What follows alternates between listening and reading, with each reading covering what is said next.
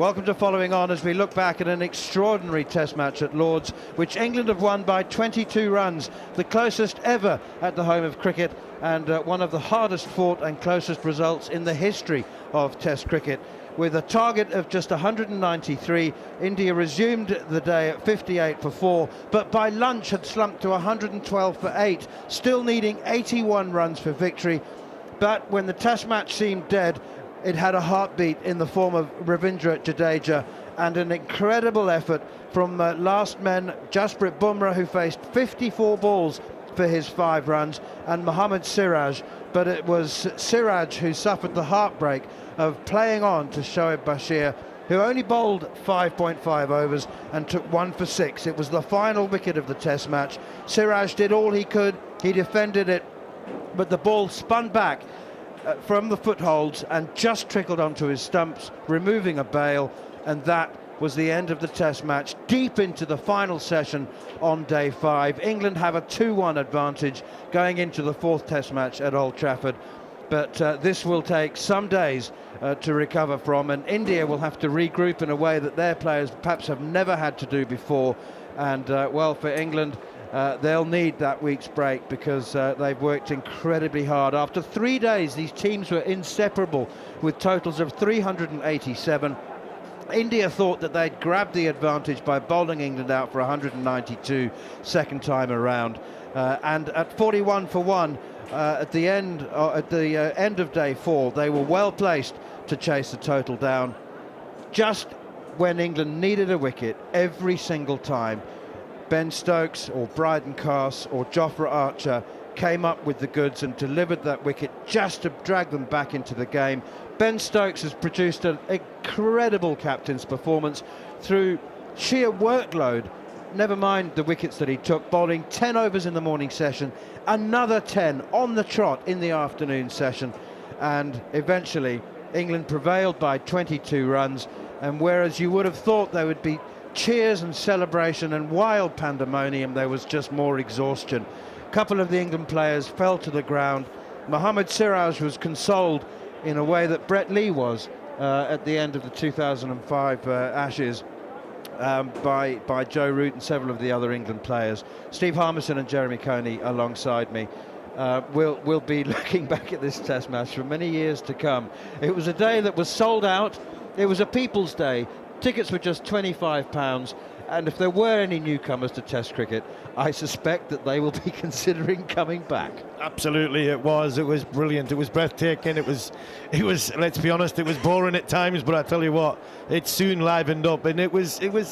I mean, Ben Stokes, he likened the pitch at Edgbaston as a subcontinent pitch. It was actually a subcontinent feel to this game where runs were scored, passages of slow play, and then as the pitch deteriorated, not because of spin, but it just went into fast forward. I think a lot of tired minds. I think there was some tired minds. I think there was some, selective, decision making, and I think the way the game ended, I thought it was absolutely brilliant. And, there was a time where the game was going nowhere, but the skill and the determination of somebody like Ravindra Jadeja to put India in a position to potentially win that cricket match, I think that's an art and a skill in itself. So, yeah, I think England deserved to win the game. I think it was a hardly evenly fought contest, I says, but when I came here this morning, I thought England would win the game. I thought England would believe they could win the game, and I didn't find that belief from India, and I think there was a few of Indian players didn't as well. So from that point of view, I think England, that's why I think England deserve to have that little bit of luck to get over the line. Well, I must say, Siddharth Mongia is joining us. Jeremy Coney will come back for the second half of the analysis, but Sid's got a couple of very lengthy pieces of analysis to write, I'm sure, for ESPN Cricinfo, but we're really grateful for your time and your insight, Siddharth Mongia. The game seemed dead at lunchtime at 112 for 8. At least it had gone into hibernation. But while Ravindra Jadeja was at the crease, there was a heartbeat, and India never ever gave up, and he certainly never gave up. And I mean, I don't know how you're feeling, but we're all a bit emotionally spent, rather like the players. Yeah, I can understand how exhausting it has been. not just for the players, but for those who've been calling it. And I've just been doing one stint, you've been doing more.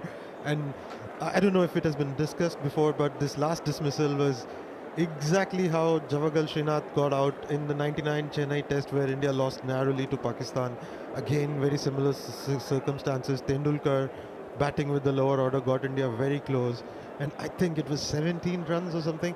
Saqlain Mushtaq bowled a top spinner. Srinath defended it with soft hands, bounced in the crease and top spun into the stumps. It's exactly the same way that it has happened. It's just the hope that kills you, doesn't it? It was everybody would have been happy, not happy, but would have been okay if India had lost by 100 runs and we would all have finished our work and be in the pubs by now. But yeah, I know what you mean. Because there's people got trains to catch who wouldn't even dream of being here at this point of the day, Sid. But you look back at the game, and I've said, and I've been in that situation a couple of times, and obviously there was a famous one. And sometimes the closer you get, the harder it is to get over the line.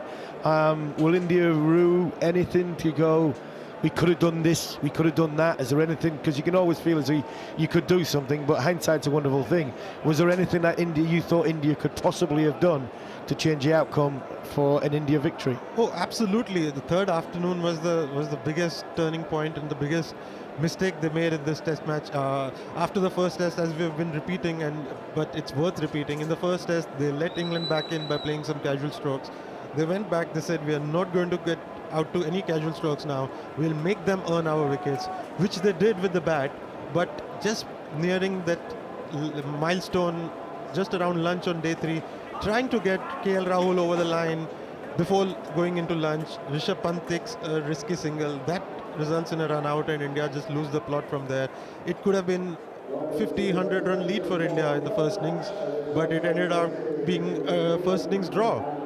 And that is something that India will look back at. And you know how England's bowling, they've got the better of England's bowling for long periods during this whole series, but they have somehow let them come back in through non-traditional ways, not through slip catches or bowled or LBW or bouncers, through a cut to edging a short and wide ball or getting caught at deep mid-wicket or this run out.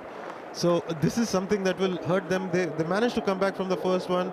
Now there's no way back. Now it's 2-1. They cannot afford to make any more mistakes. Just hard to put your finger on. India have scored more top order runs and taken way more new ball wickets. Those are the two key ingredients. It should be India 2-1 up. It's just the lack of experience, and also luck has been really harsh on them. They have, you learn lessons the hard way, but it has been so cruel on them. Every single mistake they've been made to pay for very dearly. I come back to the fact that you look at Headingley, 4th innings, and not defending 350, and I thought there was a lack of belief there. And even this morning, you come into this, and everybody's saying India should win from here. Is there a lack of belief or a lack of experience of winning mentality, winning positions? There's 4 or 5 of these guys who played in the game here 4 years ago to get them over the line, in Bumrah and Siraj and Jadeja. They were still left to bat. So is there a belief? Like Manna said, the skill factor is not a problem. Is there a belief in this squad that they can identify passages of play where they go, right, we win the game if we nail this bit? And you mentioned before 2 or 3 little incidences where they let it slip, and is it as simple as these guys are struggling and devoid of ideas when they get into that winning moment? That's lack of experience is the big thing, and these are the kind of tests that can make or break the team for the next 4 or 5 years. If they win this match, as you speak of belief, they get it right. The next time they are in a similar situation, they know they can get across the line. And I don't know what kind of psychological damage this causes to their psyche. I mean, if they sit down calmly and think, hey, we can actually get back into these positions again. We have done that in every test match. We have got ourselves into a winning position in every test match. There's no reason we should not be able to do it come Manchester. But it's easier said than done. That belief is something that they will have to now find in themselves. Finally, Sid, before we let you go, I know you've got a lot of work to do, and by the way, thank you for joining the team. You've been an invaluable asset, but very, very seldom in a player's test career will they be involved in a game like this. This is an epic test match. And I think back to the 2005 Ashes, you know, I mean, there were 3 or 4 like this, and Australia lost them, but it's different. It's different to being rolled over. It's different to being thrashed. I mean, the Indian team, I mean, both teams really know that they've produced an absolute hard-fought classic. Yeah, they've left everything out there. The ground staff are dusting the pitch as we speak. There must be some pieces of heart right on the pitch.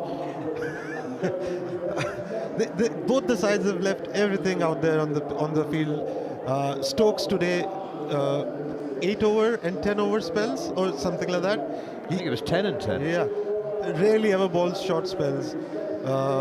Jadeja, epic innings. It takes a lot of mental discipline to not think of future, to be able to take just one run at a time, and to show the trust in your partner. Jadeja did that. Bumrah, epic effort with the ball. Bowled a spell where he looked like taking a wicket every ball, but came back to bowl another great spell to finish off the tail. Everybody has played their role. I guess maybe philosophical, they should look at it philosophically and just think of themselves as part of something great and not just as victors or losers. And talk about the spirit between the two teams. They were like two heavyweight boxers falling into each other's arms at the end. Yes, it was absolutely lovely. They did, while the game was on, no team gave an inch. On third evening, when everybody was decrying the behavior, we were like, hey, these are two competitive teams doing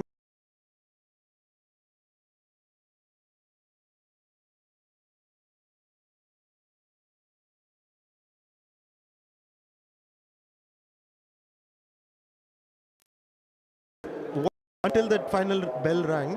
And as you so beautifully said, after that they were just exhausted, and England were the first ones to come and console Siraj.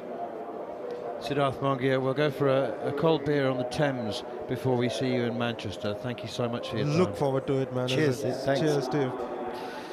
You're listening to Following On as we look back at a truly, truly epic test match at Lord's, which England have won by just 22 runs. And we'll have more thoughts as we look ahead to Old Trafford for you in just a moment, as we're joined by Jeremy Coney.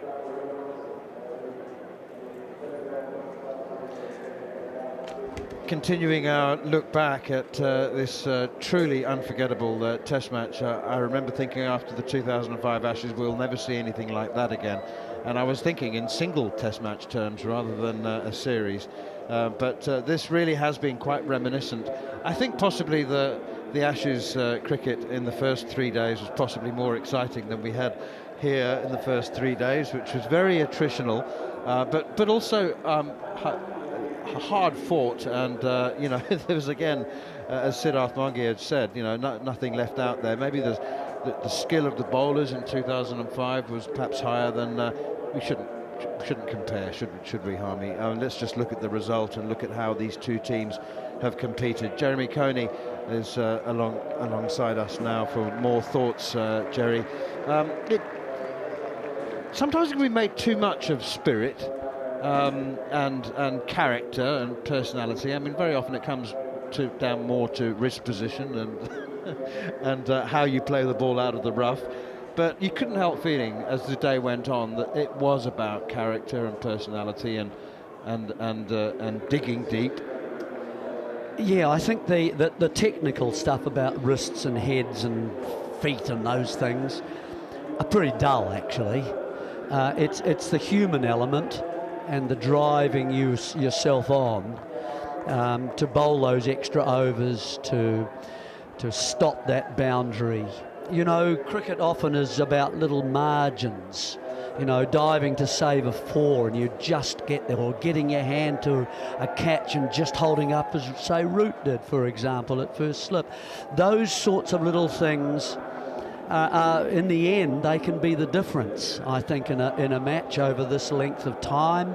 Being able to withstand the heat, for hours on end and still come in the 10th over and the 20th over and so on, and there's no bounce at all, and the keeper's having to come up and because it's going to bounce twice, and though it's all that stuff that are the human elements in the game. And being able as a tail ender to outlast some of the deliveries that you don't feel particularly comfortable with, and then Jadeja having to go through that length, getting literally one run at a time. So those are elements, I think, manners that you remember certainly as you sit down in your undies, after the game in the changing room. That as you look at a shared glance across at your teammates, those are the things you remember. Yeah, I think the point is brilliantly made in a way that we've all got skill level. We can all bat and bowl, and we can all we've all got vulnerabilities and frailties. But if you've got that characteristic of knowing how to get over the line, or just making sure that your team has what it takes to finish the job off, and it is such a brilliant attribute to have, to finding a way to win. And England had to find a way to win here a little bit differently. But Jeremy, in that situation, you've seen a lot of cricket, you've played in a lot of cricket. It's easy for England to go to India, to Manchester, but how do India pick themselves up? How do you pick yourself up off the back of a defeat like that? I think you have to sort of sit down for a while and think about it, and then you have some honesty between people, and you work out where things could be improved, where were the critical moments that you don't want to repeat, those sorts of things. I think you do need those things as a side. Sometimes that honesty isn't very pleasant. You wish that it hadn't come out in the open that way, but you need to in the room, and you keep it within the room, and it's not that it's personal, never personal. What it is let's try and improve us, let's move upwards from here. We're not going to go down there again.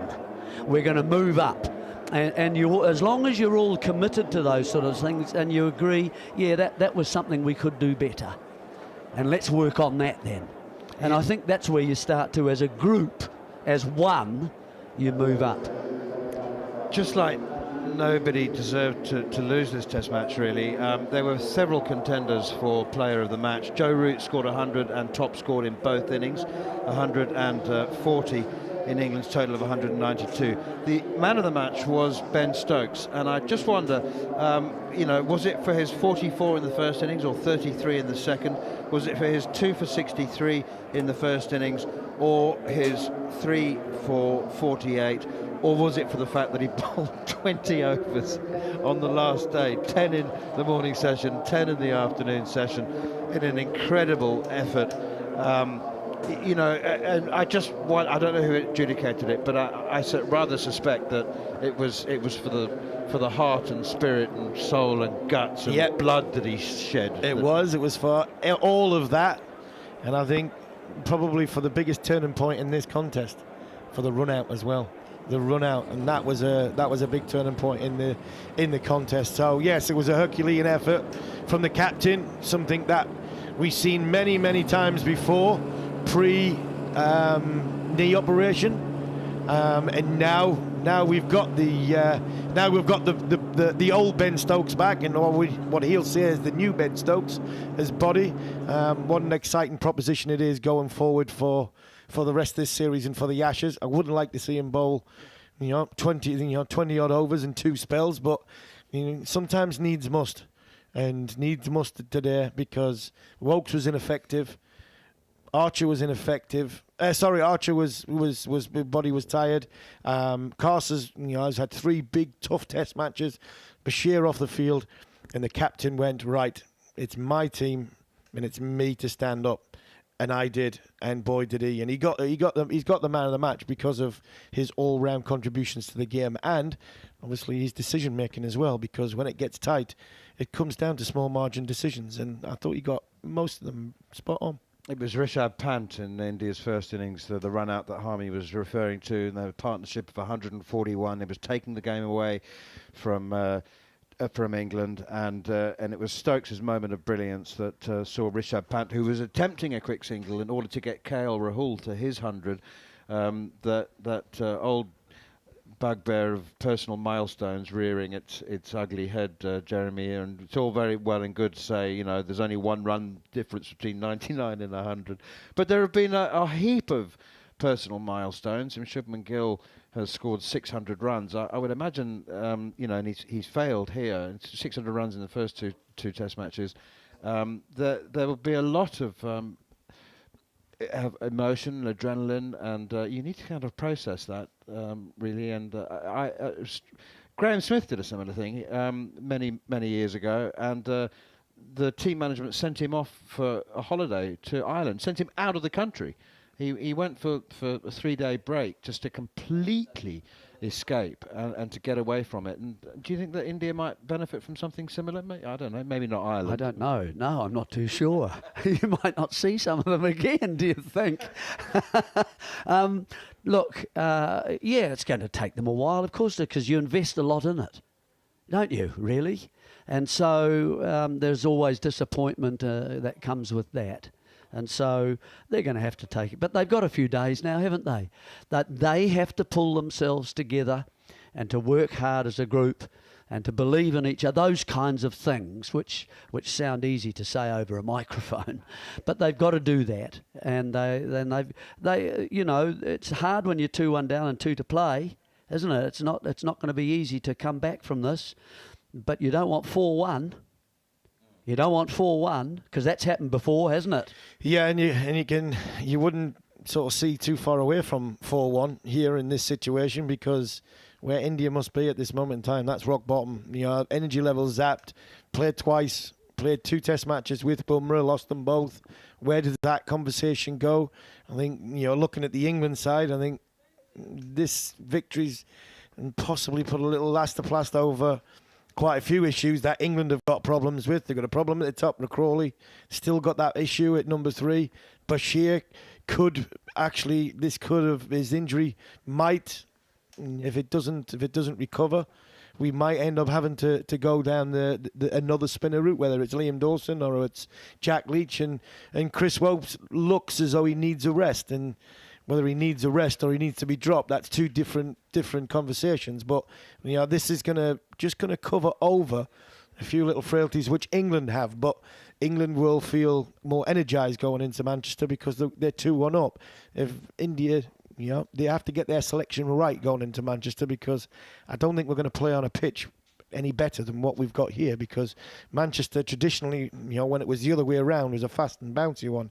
Some of the results at Manchester have been a little bit like Edgbaston this year, which have been really, you know, really slow, turgid things, and while it doesn't suit England, I mean, that means you're gonna have to go at the well again, and the energy levels you're gonna need to have another 5 days of what we've had this so far in these 3 Test matches. Yeah, these aren't easy pitches to have 4 seamers working hard on, and you haven't quite got a spinner that does the job for you.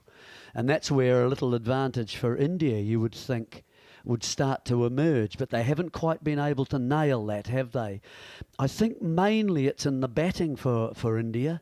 I really do. I think their bowling attack is looking to have just a slightly better edge. And you think that would be a difference when you're having to get 20 wickets. How many times did we ask each other, how will England get 20 wickets in this match? Well, we saw it today, didn't we? They needed every single minute and almost every single over. India were bowled out for 170, chasing a target of 193. The closest finish ever in a Test match at Lord's, and one of the closest of all time. Absolutely remarkable game of cricket. You've been listening to Following On.